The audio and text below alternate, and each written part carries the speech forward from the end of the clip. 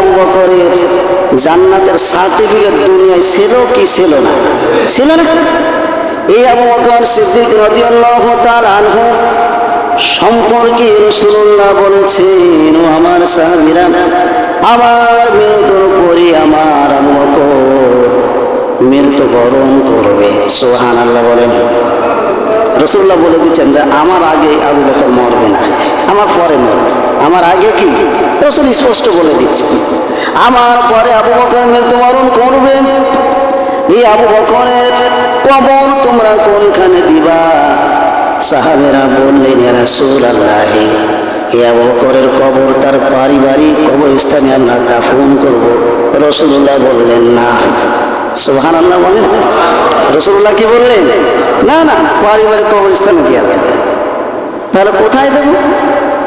তখন রাসূলুল্লাহ বলেন, সাহাবীরা শোনো, আমার মৃত্যুর পরে আমার বন্ধু আবু বকর যেখানে ঘুমাবে, শোনো, আমার জান্নাতুল বাকিতে আমার ডান পাশে ঘুমাবে।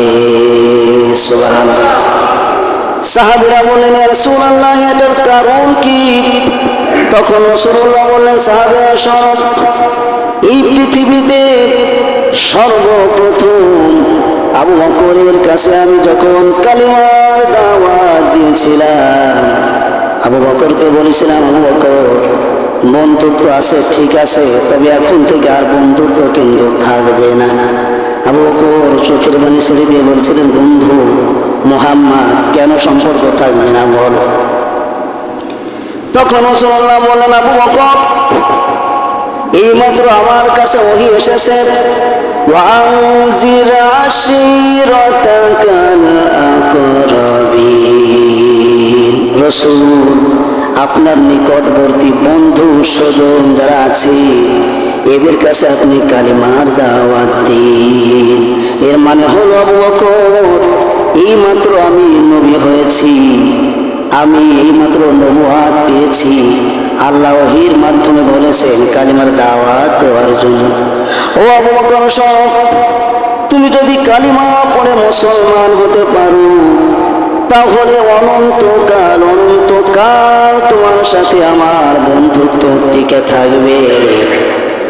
আর যদি তুমি কালিমা পড়ে মুসলমান হতে না পারো, এইখানে তোমার সাথে সম্পর্ক আমার ছিন্ন হয়ে যাবে।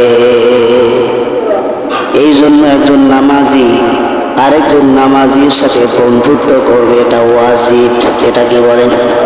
কিন্তু এখন নামাজির সাথে বন্ধুত্ব নাই, নামাজির বন্ধুত্ব হলো মুসলিমদের সাথে। কথা বলেন। মুসলমানদের বন্ধুত্ব হলো বিধর্মীদের সাথে।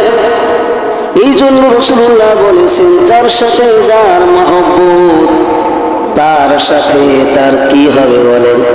লাহা মা কাসাবাত ওয়া আলাইহা মা কাসাবাত। কার কথা? আল্লাহর কথা। যা করবা তুমি, যার সাথে সম্পর্ক থাকবে তার সাথে তোমার সব কিছু। তার রাসূলুল্লাহর সাথে সম্পর্ক কার? আবু বকর। আবু বকর তো এখন মুসলমান হয়নি, রাসূলুল্লাহ দাওয়াত দিচ্ছে। আপনার কোনো আমার কোনো বন্ধু বান্ধব যারা আছে, মুসলমান হোক বা অমুসলমান হোক, ভালো সম্পর্ক আছে তো?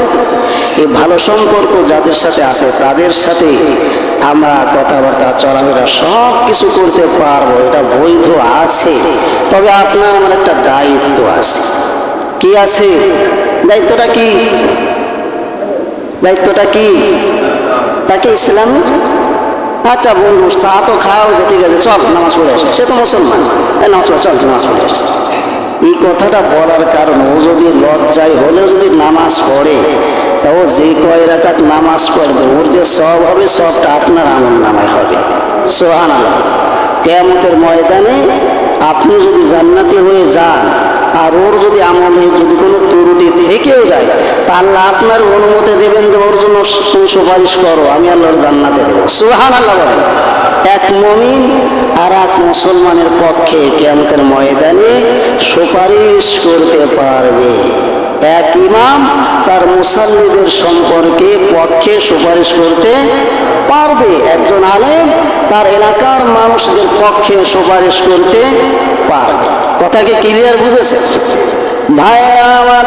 কিন্তু সর্বপ্রথম সুপারিশকারীর অনুমতি পাবে হচ্ছে নবী রাসূল। কারা? ওই পর্ব শেষ হওয়ার পর হচ্ছে পরবর্তী স্তরে আসবে।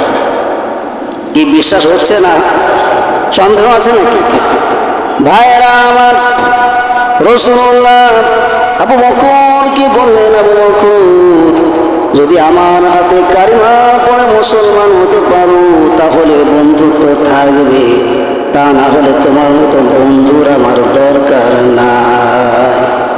কারণ তোমার সাথে সম্পর্ক, তুমি অমুসলিম মুসলিম, তোমার সাথে সম্পর্ক যদি রাখি, তুমি যদি জাহান্নামী হতে আমার তো জাহান্নাম যায় না, কাজে আমি জাহান্নামী হতে রাজি না। আমি কি তাহলে আমাদের বন্ধুদেরকে এই ভাষায় বলতে হবে না? এই যে আপনার ইতিহাসগুলো, এই ইতিহাসগুলো কোরআনের ভিতরে আল্লাহ কেন দিলেন, হাদিস শরীফের ভিতরে